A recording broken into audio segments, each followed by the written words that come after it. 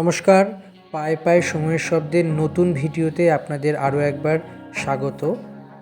যদি আমাদের এই চ্যানেলের ভিডিও ভালো লেগে থাকে তাহলে সাবস্ক্রাইব করুন, লাইক, শেয়ার, কমেন্ট করুন এবং বেল আইকনটি প্রেস করুন যাতে আপনাদেরকে প্রতিনিয়ত এবং সিমলেসভাবে নতুন নতুন ভিডিও আপনাদের কাছে পাঠাতে পারি বা নতুন ভিডিও আপনাদের কাছে পৌঁছে যেতে পারে। সেই কারণেই বেল আইকনটা ক্লিক করে দিক যাতে লেটেস্ট আপডেট আপনারা পাবেন। নমস্কার, আজকের ভিডিওর বিষয়বস্তু একটু অন্য রকমের কিন্তু অত্যন্ত প্রয়োজনীয় একটি ভিডিও।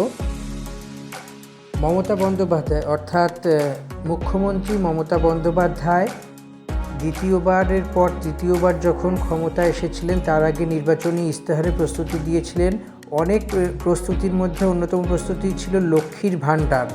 সেই লক্ষ্মীর ভাণ্ডারটা কি না, প্রতি মাসে মহিলাদেরকে, বিশেষত পশ্চিমবঙ্গে যে সমস্ত মহিলারা বসবাস করেন সেই সমস্ত মহিলাদের মাসে মাসে একটি নির্দিষ্ট পরিমাণ টাকা হাতে দেবেন, যাতে করে তাদের স্বামীর কাছে বা বাড়ির যারা উপার্জনকারী ব্যক্তি তাদের কাছ থেকে টাকা চেয়ে নিজেদের হাত খরচ না করতে হয়।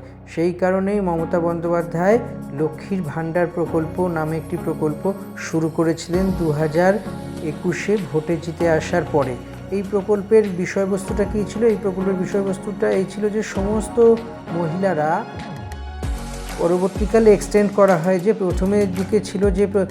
প্রথমের দিকে প্রকল্পটি শুধুমাত্র 60 বছরের মধ্যে যে মহিলারা আছেন 18 থেকে 60 বছর তারাই পাবেন, তার পরবর্তীকালে পাবেন না। কিন্তু তার কিছু সময় পরে যখন প্রকল্পটি বাস্তবায়িত হয়েছিল, রাজ্য সরকার অর্থাৎ পশ্চিমবঙ্গ সরকার সিদ্ধান্ত নেয় যে না, এই লক্ষ্মীর ভাণ্ডার সবাই পাবে।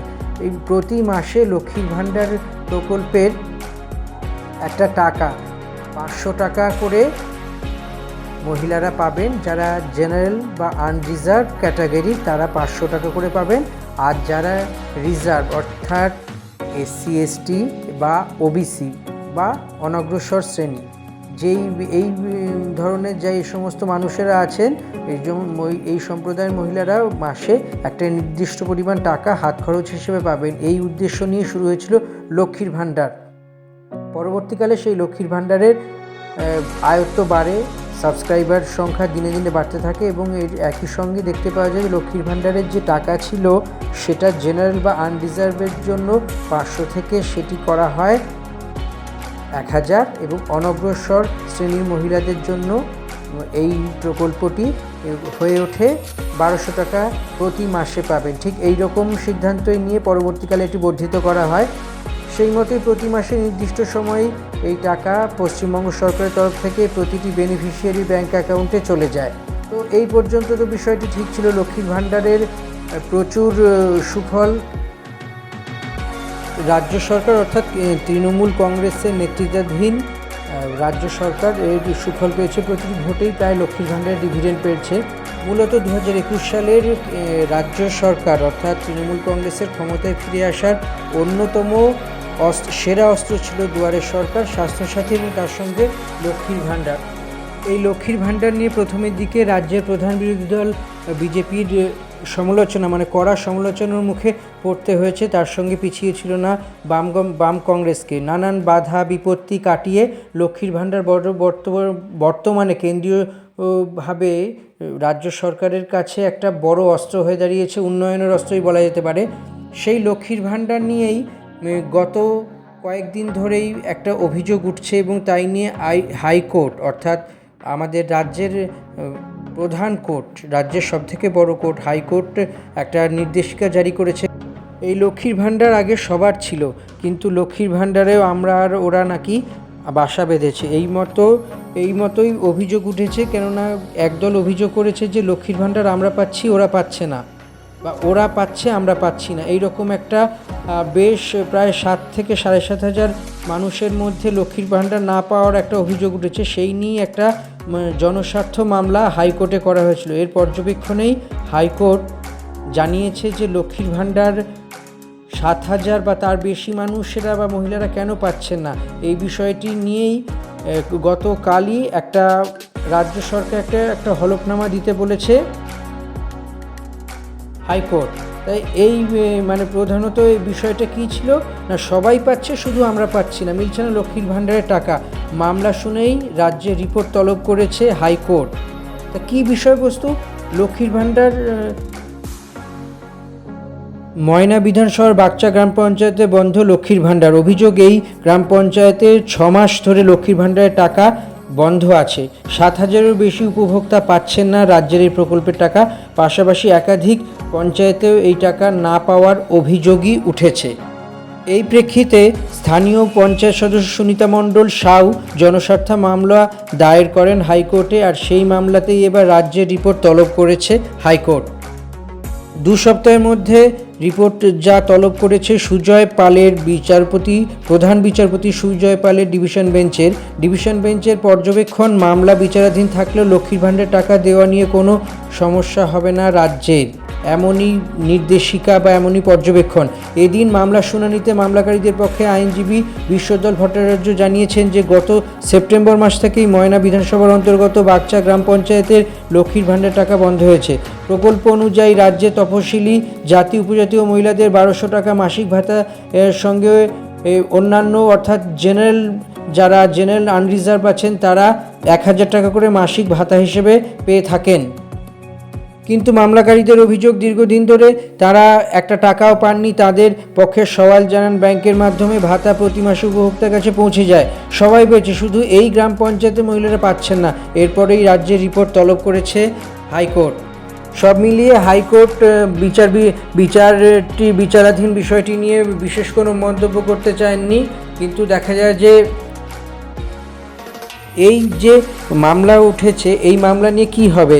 আদৌ কি লক্ষ্মীর ভাণ্ডার যারা পাচ্ছেন তাদের কাছে কোনো সমস্যা হবে, তাদের জন্য কোনো সমস্যা হবে, নাকি যারা লক্ষ্মীর ভাণ্ডার পাচ্ছেন তাদের কোনো সমস্যাই হবে না, যারা পাচ্ছেন না বা 6 মাস ধরে লক্ষ্মীর ভাণ্ডারের টাকা পাচ্ছেন না বলে অভিযোগ করছেন তাদের পথটা সুগম হবে বা স্মুথ হবে? পুরো বিষয়টাই এখন আদালতের পর্যবেক্ষণে আছে। অর্থাৎ আগামী 2 সপ্তাহের মধ্যে রাজ্যের পক্ষ থেকে হলফনামা জমা দিলেই বাকি বিষয়টি বুঝতে পারা যাবে যে কেন দেরি হয়েছে, কেন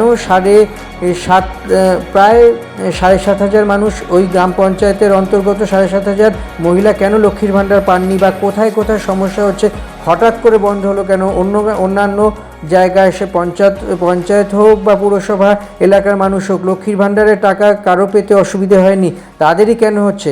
সব মিলিয়ে পরিস্থিতি একটু জটিল অবস্থাতেই আছে। কিন্তু এই পরিস্থিতি যে এটা থাকবে না সেটা একেবারে পরিষ্কার, এবং এই ঘটনাটির হলফনামা জমা পড়লেই আদালত পরবর্তী সমস্ত কিছু ঘটনাটি দেখবে এবং নিচের পর্যবেক্ষণ এবং এই রায় দায়ের করবে।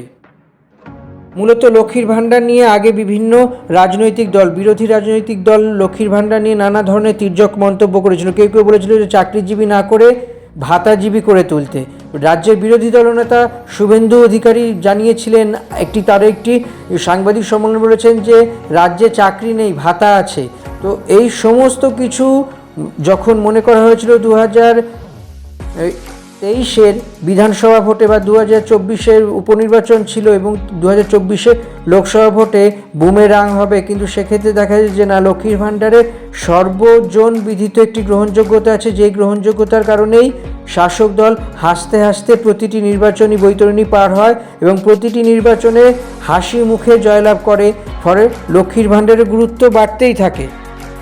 এর থেকে আশা করা হচ্ছে লক্ষ্মীর ভাণ্ডার নিয়ে, যে রাজ্যের বিভিন্ন মহিলারা লক্ষ্মীর ভাণ্ডার নিয়ে যতটা আশাবাদী, 2026-এর বিধানসভা ভোটে লক্ষ্মীর ভাণ্ডারে মাসিক যে টাকার পরিমাণ অনেকেই আশা করছেন যেটি আনরিজার্ভদের জন্য 1000 টাকা প্রতি মাস এবং অনগ্রসর শ্রেণীর জন্য 1200 টাকা প্রতি মাসে আছে, সেটি আরও কিছুটা করে বাড়বে। তবে শুধুই আশা, শুধুই জল্পনা স্তরেই আছে। সরকারি পক্ষ থেকে এই নিয়ে কোনো রকমের কোনো তথ্য পাওয়া যায়নি।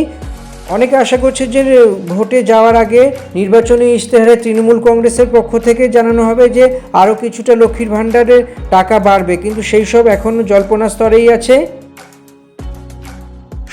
বাকি কথাটা সময়ই বলবে, আর সেই কথাটি সময়ের গর্ভেই ছেড়ে দেওয়া উচিত। আপাতত এই বিষয়টি থাক জল্পনাতেই। এই ভিডিওটি যদি আপনাদের ভালো লেগে থাকে তাহলে চ্যানেলটি সাবস্ক্রাইব করুন। সাবস্ক্রাইব করে বেল আইকনটি ক্লিক করুন, যাতে পরবর্তীকালে ভিডিও আপলোড করলে সরাসরি ভিডিও নোটিফিকেশন আপনারা পান। এবং একই সঙ্গে যদি ভালো লেগে থাকে মন্তব্য করতে পারেন, কোনো মতামত থাকলে তাও দিতে পারেন। এবং আমাদের কমিউনিটি পোস্টেও আপনাদের কি ভিডিও দেখতে চান, আর কোন ভিডিও করলে আপনাদের ভালো লাগতে পারে বা আপনাদের কাজের হতে পারে, নিশ্চয়ই জানাবেন। আমরা সেই ভিডিও করার চেষ্টা করব। আপাতত এই ভিডিও নিয়ে এখনই বিদায় নিচ্ছি, পরের ভিডিওতে আবার দেখা হবে।